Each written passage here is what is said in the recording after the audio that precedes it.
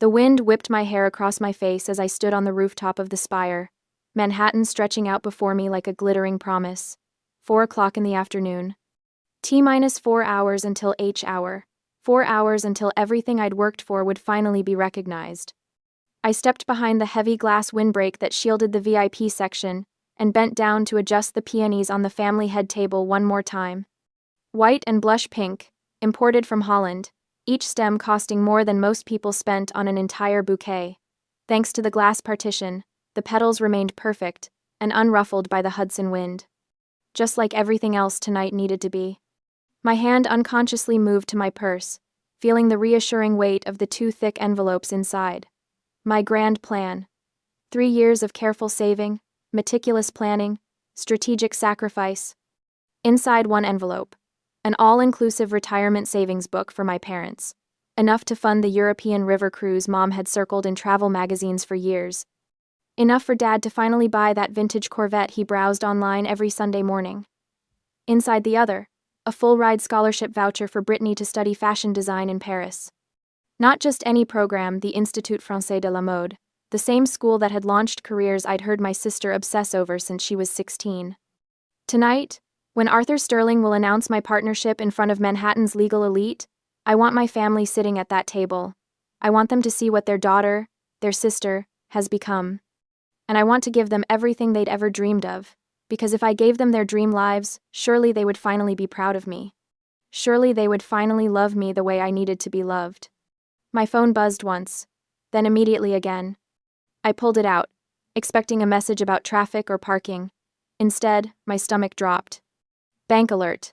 American Express supplementary card ending in 4782, charged $3,000 at Pink Flamingo Beach Club. Transaction approved.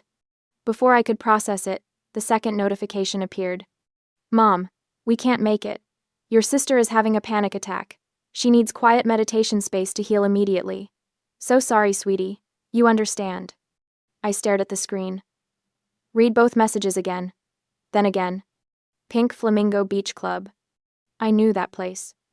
A tacky, neon-lit disaster on the outskirts of Long Island, where college kids went to drink watered-down cocktails from plastic cups while house music pounded so loud you couldn't hear yourself think. The kind of place that smelled like coconut sunscreen and regret. That was a quiet meditation space? The contradiction hit me like a physical slap. My brain, trained by years of legal analysis to spot inconsistencies, immediately began cataloging the evidence. Brittany needs quiet. Brittany needs to heal. Brittany is having a panic attack. But the charge went through at 3:47 p.m., 13 minutes ago. Which meant they'd been there for a while, probably since noon. Which meant they'd known for hours they weren't coming. They'd waited until the card swiped to send the text, waited until the transaction was approved and the money was gone. So I couldn't cancel it or freeze the account. This wasn't an emergency. This was calculated. The betrayal that surged through me wasn't about the $3,000. I'd spent more than that on Brittany's rent last month alone. It was the contempt. The casual, dismissive contempt that said they'd rather spend my money partying at a dump than spend 3 hours celebrating the biggest achievement of my life. They'd used my money to run away from me. Miss Ross? I turned. The restaurant manager, a slight man named Philippe, who'd been nothing but accommodating during the planning process, stood a respectful distance away. His expression was carefully neutral, but I could see the pity in his eyes. He'd watched me arrange and rearrange this table for the past hour, fussing over every detail. Should we clear the family table? He asked gently. I looked at the empty seats. The table was positioned in the prime spot, directly adjacent to where Arthur Sterling would stand for the toasts. If the managing partner saw me sitting alone, he would draw conclusions. Successful but isolated, professionally brilliant, but personally deficient. A woman who'd sacrificed family for career, who had no foundation, no roots, no real life beyond the office. Everything I'd worked for could be undermined by an empty table. I felt tears burning behind my eyes. I blinked them back, hard. I would not cry. Not here. Not where the catering staff could see, where word might somehow filter back to the firm that Eva Ross had broken down over her family not showing up.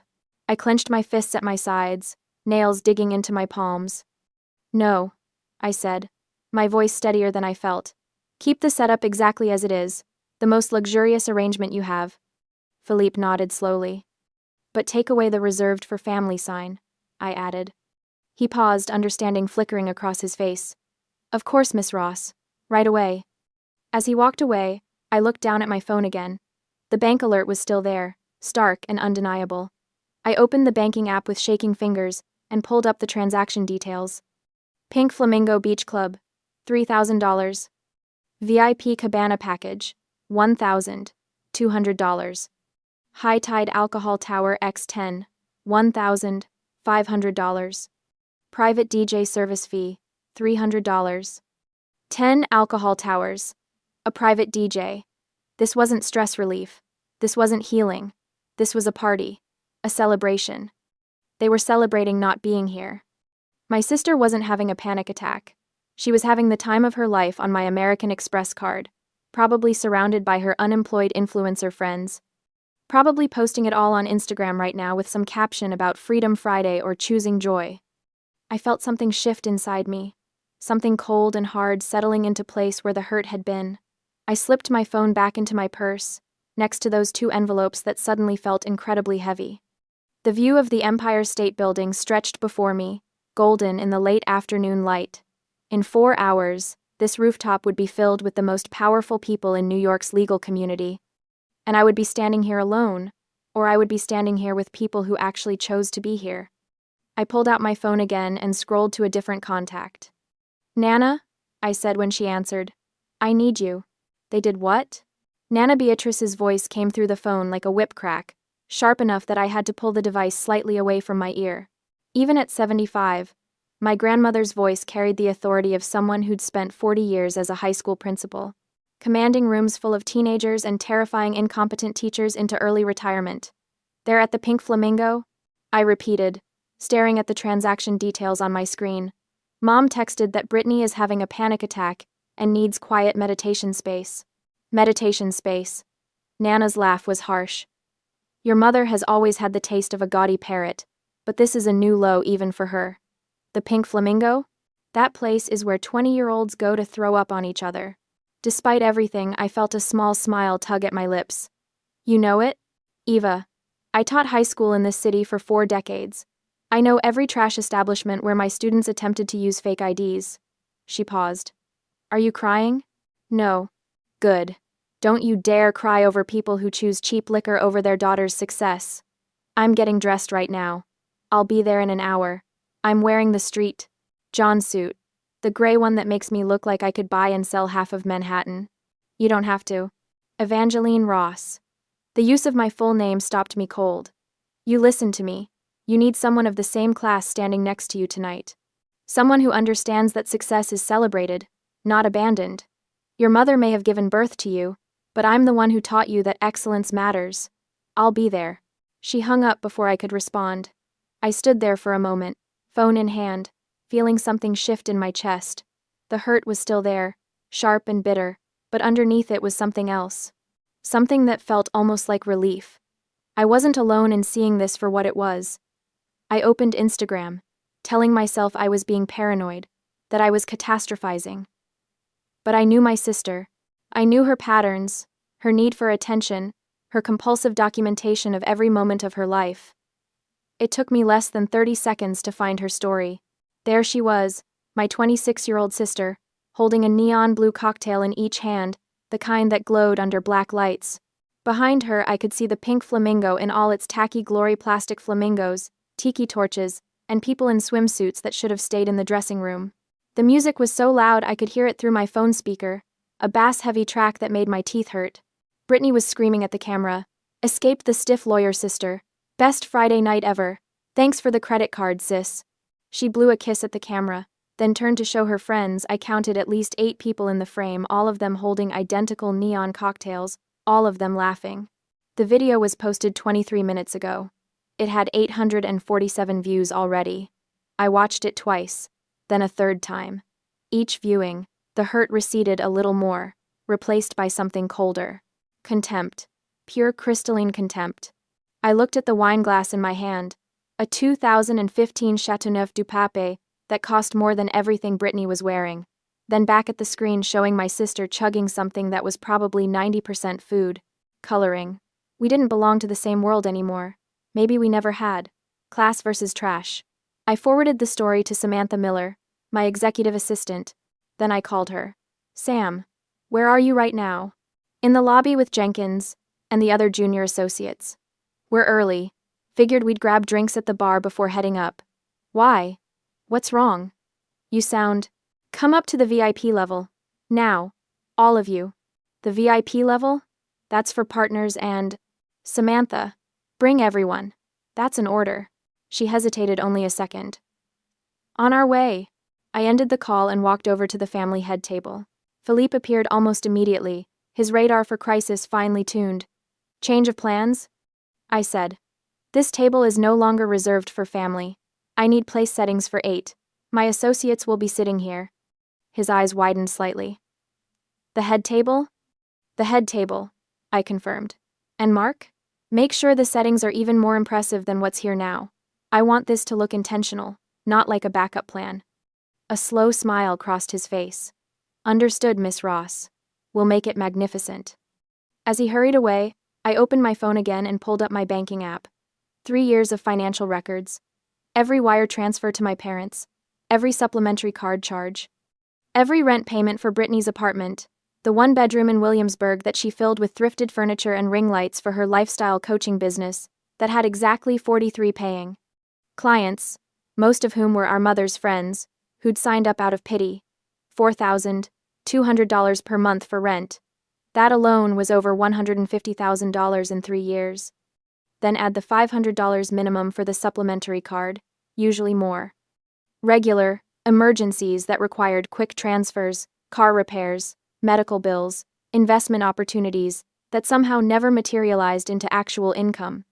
I opened my calculator app and started adding. 12 minutes later, I had my total. $250,000. $250,000 over 3 years.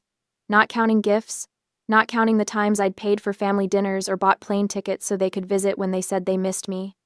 I was supporting 3 fully grown adults, and in return, they'd spent $3,000 of my dollars to throw a party celebrating not having to see me. The elevator dinged. Samantha emerged first, followed by a cluster of junior associates in various states of nervous confusion. They'd clearly come straight from home, most of them were in cocktail attire, but not quite at the level of polish they'd have if they'd known they were being promoted to the VIP level. Eva? Samantha approached carefully. What's going on? I looked at them. At Sam, who'd been my right hand for 2 years, who stayed late when I stayed late, who'd once physically blocked an opposing counsel from ambushing me in the courthouse bathroom. At Jenkins, the first year who'd pulled 3 all-nighters last month to help me prep for the Morrison trial. At Davis, at Brooks, at Vance, all of them young and hungry and brilliant, all of them betting their careers on the belief that working for me would teach them something worth learning. They'd all shown up early. They were here because they wanted to be. My family isn't coming, I said simply. So tonight, you're sitting at the head table with me. Dead silence. Then Samantha said very quietly, Where are they? I pulled up Brittany's Instagram story and handed her my phone. Sam watched it. Her expression went from confused to angry to absolutely furious in about 15 seconds. She handed the phone back without a word, but I could see her jaw clenching. Well, Jenkins said after a long moment. Their loss is our gain. We get the good champagne. It was such a perfectly Jenkins thing to say, inappropriate and honest and somehow exactly right, that I felt myself laugh. A real laugh, the first one since those text messages arrived. Yes, I said. Yes, you do. By 8:30, the spire was transformed. The sun had set, and Manhattan glittered below us like a jewel box someone had shaken and scattered across the darkness. String lights crisscrossed the space overhead, and the bar was doing brisk business, serving cocktails with names like The Closing Argument and The Settlement. Jazz played softly enough to allow conversation, and the air smelled like expensive cologne and ambition. I stood near the head table, now perfectly set for 8, watching the elevator doors.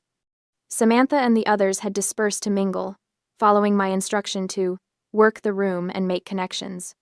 They'd transformed from nervous juniors to confident professionals in the span of an hour, and I felt a small surge of pride watching them.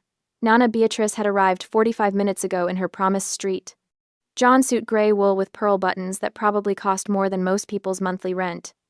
She'd taken one look at the revised seating arrangement, nodded approvingly, and then proceeded to charm every partner's wife in attendance. My grandmother had a gift for making people feel simultaneously honored and slightly intimidated by her attention. But my stomach was still in knots. Because Arthur Sterling hadn't arrived yet. Arthur Sterling, the managing partner.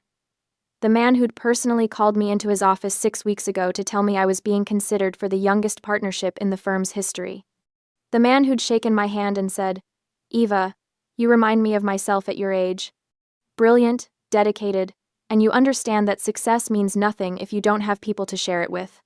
He was old school. 70 years old, married to his college sweetheart for 48 years, 5 children, who were all successful in their own right. He gave speeches at Fordham Law about balanced excellence, and how the best attorneys were the ones who could close a merger and still make it home for dinner with their families. My HR file, the one I'd filled out when I first joined the firm, had a section about personal values and motivations. I'd written that family was my biggest drive. That everything I did was to build a foundation for the people I loved. What would he think if he saw me sitting at a head table with no family present? "Eva." I turned. Arthur Sterling stood behind me, and despite myself, I felt my stomach drop. He was shorter than he seemed in the office, but he projected authority like a physical force. Silver hair, immaculately styled, navy suit that was somehow both conservative and incredibly expensive, and eyes that had perfected the art of the penetrating stare after 50 years of cross-examining hostile witnesses. "Mr. Sterling." I extended my hand, which he shook with exactly the right amount of pressure. "Thank you so much for coming. Wouldn't miss it for the world." He glanced past me at the head table, his expression expectant, though I was hoping to finally meet the famous Ross family. "In your interviews, you spoke so warmly about your parents. Your file mentioned family as your primary motivation. Where are they?" The question hung in the air like a blade. Every possible response flashed through my mind in rapid succession. The truth would be humiliating. A lie would be transparent. Arthur Sterling hadn't built a 50-year legal career by being easy to fool. Deflection would make me look evasive. I opened my mouth, not sure what would come out. "Good evening, Mr. Sterling." Nana Beatrice materialized beside me like a force of nature, her voice carrying the steel and silk tone she'd perfected over decades of dealing with difficult parents at PTA meetings. Sterling turned to her, surprised. "I'm Beatrice Ross," she continued, extending her hand with the regal bearing of someone who'd never questioned whether she belonged anywhere. "Eva's grandmother, former principal of Street, Catherine's preparatory, and the person who taught this young woman everything she knows about discipline, excellence, and integrity." Sterling took her hand, his expression shifting to something like respect. "A pleasure, Miss Ross." "Her parents," Nana said, her tone implying that she was sharing information that was unfortunate but ultimately irrelevant, "are dealing with a family emergency that required their immediate attention. However, Mr. Sterling, I want to clarify something important." She stepped slightly forward, and I realized with a start that she was physically positioning herself between Sterling and me, protective. "Eva's parents may have given her life," Nana said, her voice quiet but absolutely unshakable. "But I am the one who forged her mindset. I taught her that excellence is not negotiable. That commitment means showing up even when it's inconvenient. That success is built on consistency, not convenience. If you're looking for the source of Eva's professional excellence, Mr. Sterling, you're looking right at it." The silence that followed was absolute. Then Sterling did something I didn't expect. He laughed. Not a polite chuckle, but a genuine, delighted laugh that made several people nearby turn and look. "Miss Beatrice," he said, his eyes actually twinkling, "that is the finest answer I've heard in years, and you're absolutely right. The fruit doesn't fall far from the tree, and clearly Eva learned from the very best." He turned back to me. "Your grandmother is a force of nature. You're lucky to have her." "I know," I managed. Sterling clapped me on the shoulder, a gesture that was somehow both paternal and professional, and moved off to greet other guests. The moment he was out of earshot, my knees nearly buckled. "Easy," Nana said, gripping my elbow. Deep breath. You're fine. That was a perfectly executed defensive maneuver, and he bought every word of it. Because it was true, I said. She looked at me, and something soft flickered in her expression. Yes, it was. My phone buzzed in my clutch. I probably shouldn't have checked it, but my hand moved automatically. Instagram notification. Brittany had gone live. Against my better judgment, I clicked. The video quality was shaky, clearly shot on someone's phone in low light, but I could see everything. My sister, absolutely drunk, holding that neon blue cocktail, surrounded by her friends. The music was deafening. She was screaming at the camera, her words slightly slurred. Best Friday night ever. No boring lawyer talk, no stiff people, just vibes. She spun in a circle, nearly falling. Someone caught her, laughing. Thanks for the credit card, sis. You're the best ATM ever. The comments were already rolling in. OMG, who's your sister, lol? Wait, did she pay for this whole thing? ATTM. I'm dead. I watched my sister toast the camera, watched her friends cheer, watched the neon lights and plastic flamingos and everything that was the complete opposite of where I stood right now. And instead of the hurt I'd felt this afternoon, I felt nothing but cold, clear contempt. Eva? Samantha appeared at my elbow. It's time for your speech. I pocketed my phone and straightened my shoulders. Let's do this. The crowd quieted as I stepped to the small podium Philippe had set up. In front of me, I could see the entire gathering partners, associates, clients, my team at the head table watching me with expressions of support and pride. At the next table over, I noticed someone I hadn't paid attention to before. A woman in her early 30s, definitely not with the firm, definitely too glam to be a client. She had her phone out, pointed in my direction but not obviously. An influencer, probably. Someone's +1 who saw expensive party and thought content opportunity. Perfect. I raised my glass. Thank you all so much for being here tonight, I began. Honestly, 4 hours ago I almost canceled this party.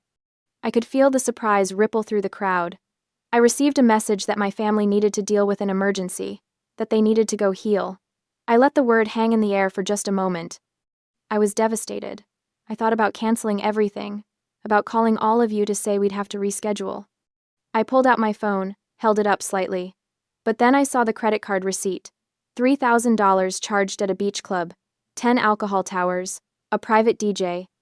I saw the Instagram livestream my sister partying, using my money, celebrating not being here. You could have heard a pin drop. And then I looked around at all of you. I gestured to the gathered crowd. Some of you got here early. Some of you stayed late at work this week to free up tonight. All of you chose to be here. And I realized something important. I turned to look at my team at the head table. This VIP position isn't for those of the same bloodline. It's for those of the same vision. The silence held for one more beat. Then Samantha started clapping. Jenkins joined in. Then Davis. Then Vance. Then suddenly the entire rooftop was applauding, and several people were actually cheering. I sat down, my heart pounding, and caught Nana Beatrice looking at me with something that might have been approval or might have been pride. At the next table, the influencer was still recording. Good. I woke up Saturday morning to 17 missed calls and 43 text messages. For a moment, lying in my bed in my too-quiet penthouse, I thought something terrible had happened. Then I picked up my phone and saw that every single notification was from my family. I didn't read them yet. Instead, I got out of bed, made coffee, and went through my morning routine with deliberate calm. Shower, skincare, the gray Armani suit that made me look like I could buy and sell you before breakfast. Only when I was completely ready for the day did I sit down at my kitchen island and open my phone. The first thing I saw was that I'd been tagged in a video. 417,000 views. My stomach dropped. The creator was at Lux, Lifestyle, Laura, the influencer from the next table. She'd edited together footage from my speech at the Spire, my words about bloodline versus vision, the elegant setting, the team at the head table with Brittany's Instagram livestream from the Pink Flamingo. The contrast was devastating. Me in black silk, speaking calmly about betrayal, surrounded by sophistication and city lights. Brittany drunk and screaming, surrounded by plastic and neon. The caption read, "Class versus trash. Family abandons lawyer sister's career celebration to party on her credit card. This isn't healing, this is an insult to good taste. Class not trash. Toxic family. She deserved better. The comments had exceeded 8,000. Is this family insane? Who rejects a $15,000 party to go to a dump? That sister is trashy. Like objectively. Everything about that beach club screams no taste. The lawyer seems so calm and classy and her family is absolutely feral, I can't. Thanks for the credit card, sis, I would never speak to her again. Imagine raising a daughter who becomes a lawyer and then ditching her for that. The grandmother in the gray suit is more of a family than those people ever were. I watched the video 3 times. It was beautifully edited, I had to admit. Laura had timed the cuts perfectly, had captured the exact moment my expression shifted from hurt to contempt in my speech. She'd even added a split-screen section showing the spire's elegance next to the pink flamingo's tackiness. The comments were still rolling in, hundreds per minute. Then my phone started ringing. Mom. I let it go to voicemail. It rang again immediately. I declined. A text appeared. Mom. Eva, call me right now. Another call. This time, Dad. I declined it too. Dad, this is serious. Your mother is very upset. We need to talk. Mom, how could you embarrass us like this? All our friends are texting. Do you know how this makes us look? I stared at that message for a long moment. Not, we're sorry. Not, we made a mistake. But, how could you embarrass us? Brittany. Eva, this is so fucked up. Why are you airing family business online? You know I have anxiety. Everyone is being so mean to me in the comments. Take this down right now. I took a screenshot of all 3 message threads. Then I opened a text to Samantha. Me. Good morning. Can you come in an hour early today? I need you to help me compile some documents. Samantha. Already here. Saw the video. Also compiled the documents you're about to ask for. Blue folder on your desk. God, I loved her. My phone rang again. Mom. This time. I answered. Eva. Thank God. I didn't post that video, I said calmly. What? The video everyone is commenting on. I didn't post it. I didn't send it to anyone. An influencer at the party recorded it and posted it herself. Silence on the other end. Then, well, you need to make her take it down. Why would I do that? Because it's making us look terrible. Your father's golf buddies are texting him. Brittany is getting hate messages. My book club is asking me why we missed your party. Eva. This is humiliating. I took a sip of my coffee. It was the good stuff. The beans that cost $40 a pound from that place in Brooklyn. Smooth, rich, perfect. Mom, I said, you texted me that Brittany was having a panic attack, that she needed quiet meditation space. She did. She was very anxious. You charged $3,000 at a beach club known for being the loudest, most obnoxious venue. You paid for 10 alcohol towers and a private DJ. Brittany livestreamed herself screaming about escaping her stiff lawyer sister and thanking me for the credit card. Eva, you're being dramatic. Those are facts. Bank records don't lie. Video evidence doesn't lie. You chose to spend my money partying instead of attending the biggest night of my professional life. And now you're upset because people on the internet are pointing out that this was a classless thing to do. How dare you call us classless? Mom's voice had gone shrill. After everything we've done for you? We raised you. We supported you. You supported me, I repeated slowly. When was the last time you paid for anything? That's not where your parents, Eva. You're supposed to help family. I have helped, for 3 years. And last Friday, you used that help to fund a party celebrating not having to see me. I paused. I think we need to have a family meeting to resolve this. A what? Come to my apartment next Saturday, 7 p.m. You, Dad, and Brittany. I have something I want to give you. A late gift I couldn't present at the party. The word gift changed everything. I could hear it in the pause, in the way Mom's tone shifted from angry to cautiously interested. A gift? Yes. Something I've been preparing for a while. It's important that we discuss it in person. Another pause. What kind of gift? You'll see on Saturday. Can you make it, or do you have another emergency planned? The barb landed. We'll be there, Mom said stiffly. 7 p.m. Perfect. See you then. I hung up before she could respond. Then I opened my text thread with Samantha again. Me. Can you also print out copies of the lease guarantee agreement for Brittany's apartment and all supplementary credit card statements? I need everything ready by next Saturday afternoon. Samantha. Already in the blue folder. Also included. Documentation of every wire transfer, every emergency payment, and a transaction-by-transaction breakdown of the $3,000 Pink Flamingo charge. The DJ alone was $300. Who pays $300 for a beach club DJ? Me. People with terrible taste and someone else's credit card. Samantha. Fair. Also, I ordered you a paper shredder. It's being delivered to your apartment on Friday. Industrial grade. Figured you might need it. I stopped, staring at that last message. Samantha had worked for me long enough to know exactly what kind of meeting I was planning. Me. You're getting a raise. Samantha. I'm getting a promotion when you make managing partner, but I'll take the raise in the meantime. I smiled despite everything and headed out the door. The rest of the week passed in a strange, calm blur. The video continued to go viral by Wednesday. It had 2.3 million views. My parents called 17 more times. Brittany sent increasingly frantic texts, begging me to do something about the comments. I ignored all of them. Instead, I worked. I closed the Morrison deal. I reviewed the blue folder Samantha had prepared, checked every transaction, verified every date. I made notes in the margins. I prepared my case like I was going to trial. Because in a way, I was. Friday evening, a delivery man arrived at my building with a large box, the paper shredder. I set it up in my dining room, placed it carefully next to the table where my family would sit. Then I spent Friday night reviewing everything one more time. The retirement savings book I'd compiled for my parents' photos of cruise itineraries, brochures for river tours through Europe, a structured investment plan that would let them travel twice a year for the next 20 years. The fashion design scholarship voucher for Brittany, a full-ride acceptance letter to Institut Français de la Mode, housing included, everything paid for. I'd spent 6 months setting these up. Pulling strings, making calls, cashing in favors. They would never know that now. Saturday arrived cold and clear. I spent the morning preparing my apartment. No food on the table, this wasn't a social occasion. Just the blue folder, neatly positioned at the head of the table. The 2 thick envelopes, placed beside it. And the paper shredder, its power cord plugged in, ready. I called Nana Beatrice. I need you here, I said. As a witness.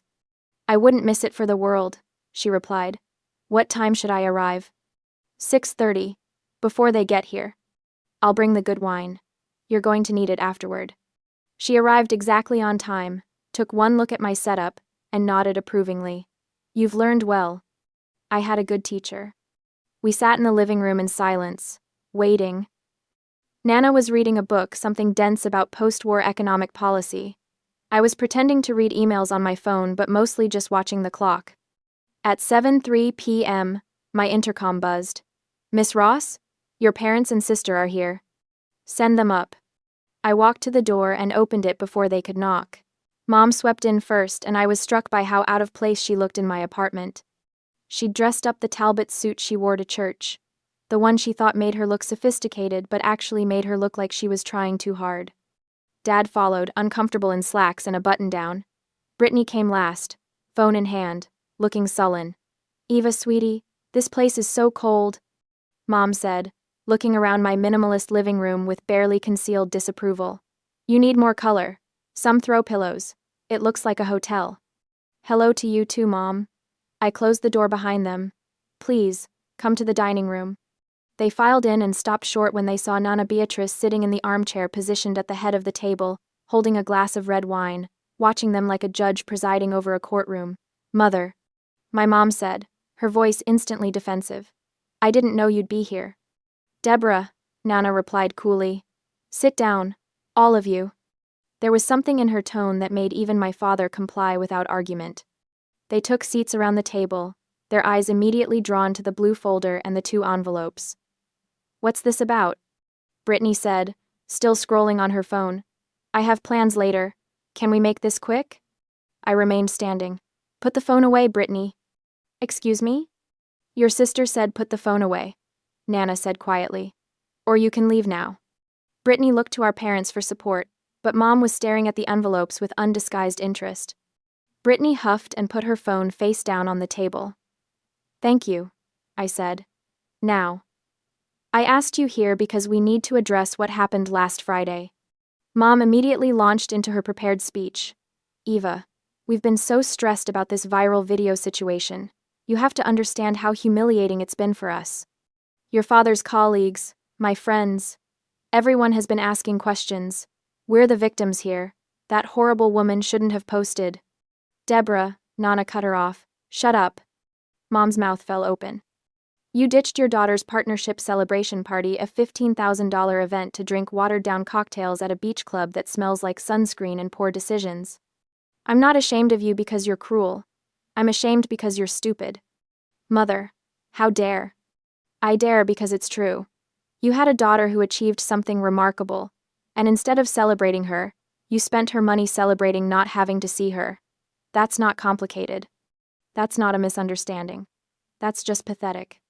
The silence that followed was absolute. I picked up the 2 envelopes. "Before we continue, I want to show you something."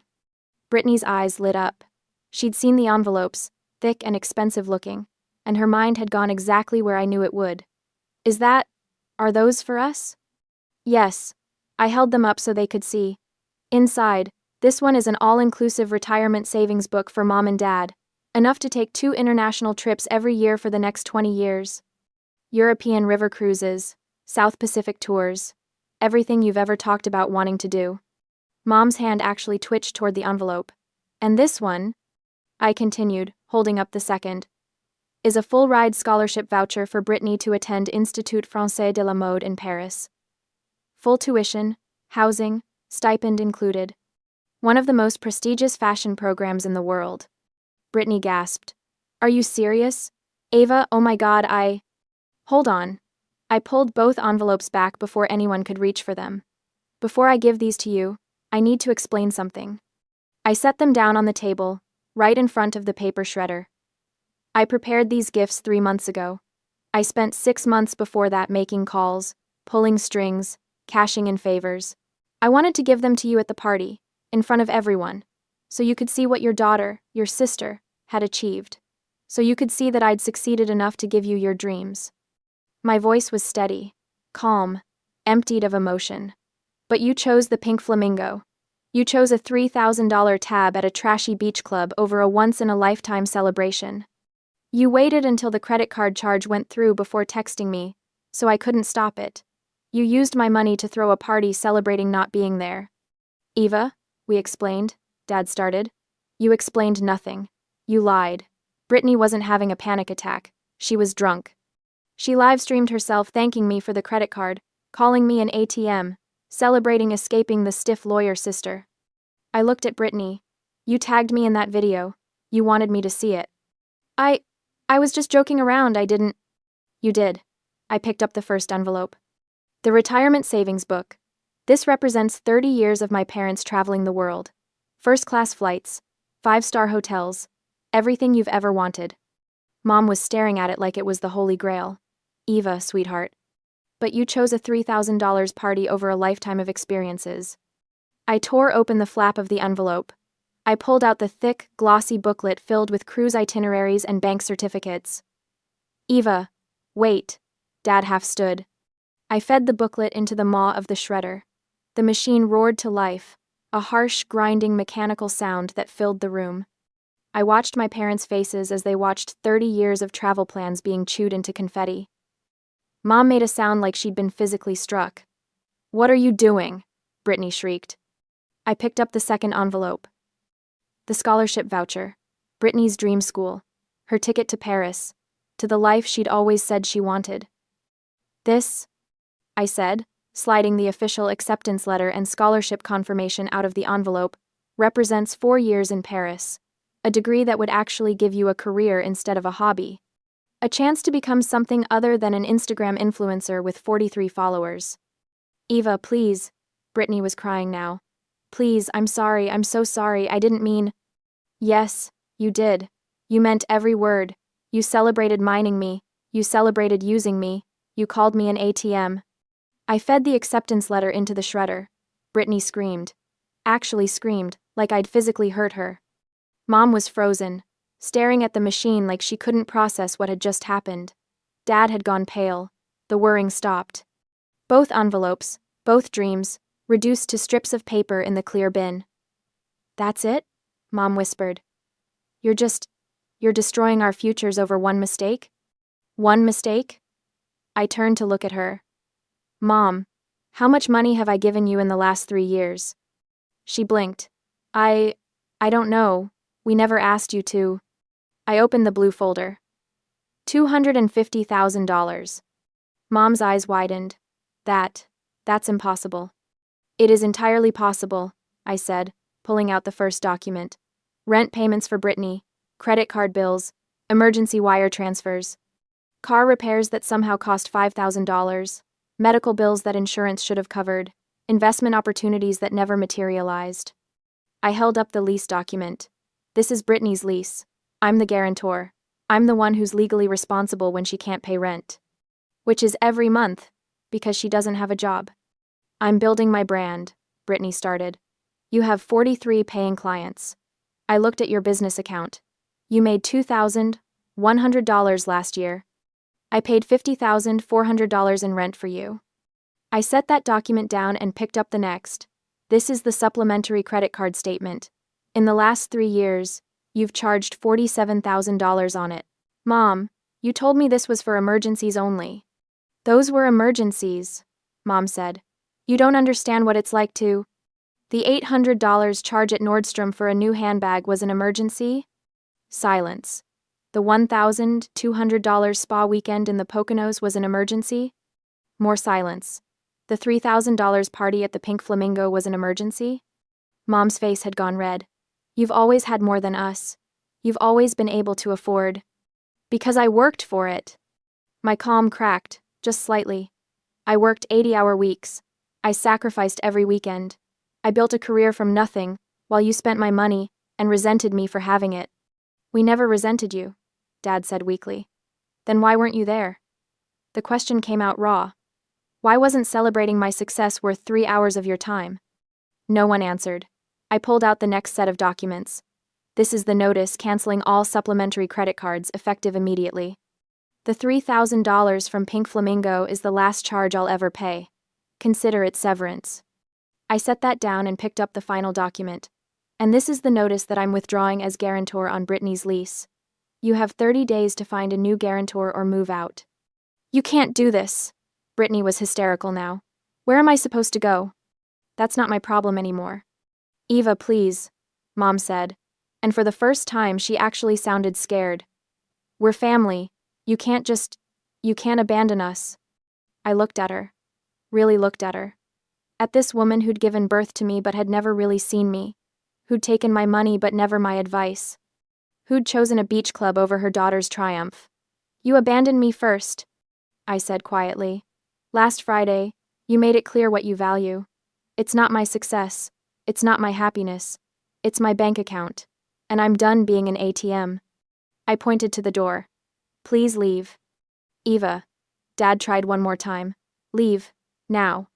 Nana Beatrice stood up from her chair. She didn't say anything, but her presence filled the room. The message was clear. You're not arguing your way out of this. Mom gathered her purse with shaking hands. Brittany was sobbing, mascara running down her face. Dad looked like he wanted to say something but couldn't find the words. They filed out in silence. At the door, Mom turned back one last time. "You'll regret this," she said.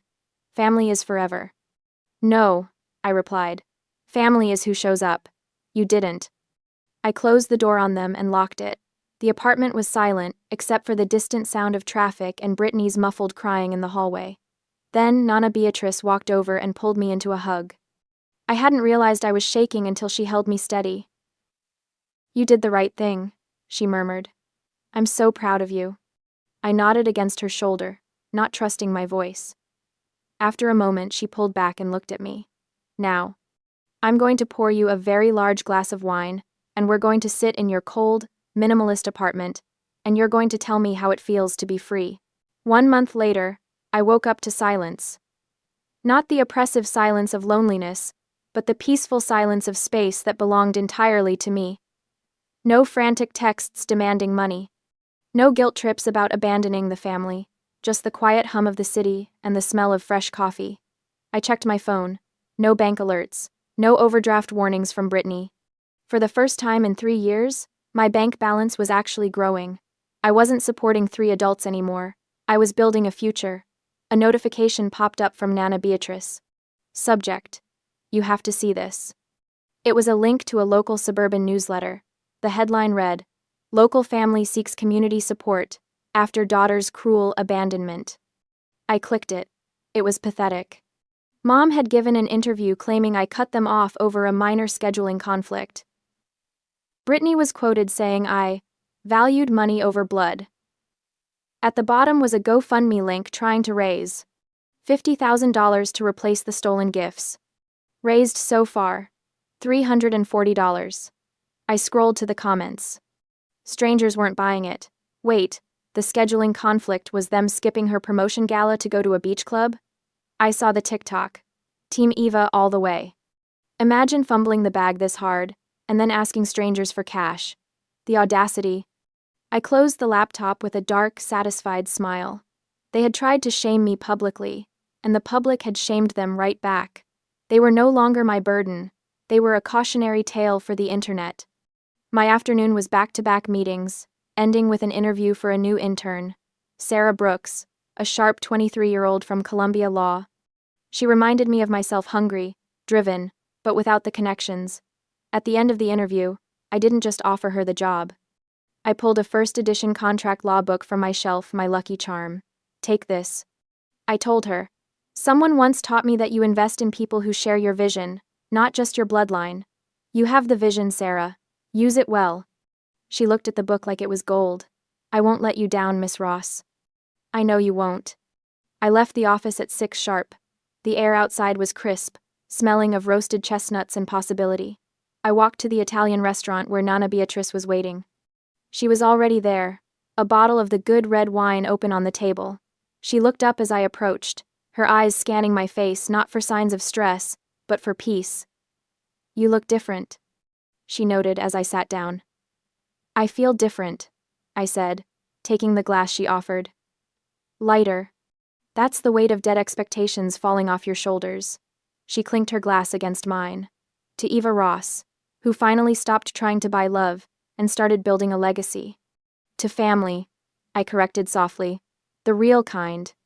We drank, and the wine tasted like victory.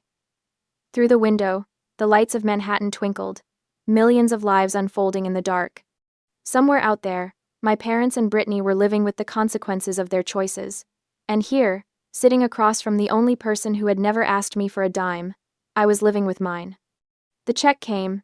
Nana snatched it before I could even reach for my purse. My treat, she said firmly. You've paid enough.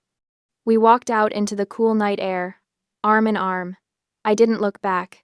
The future belonged entirely to me now, and I was ready for it.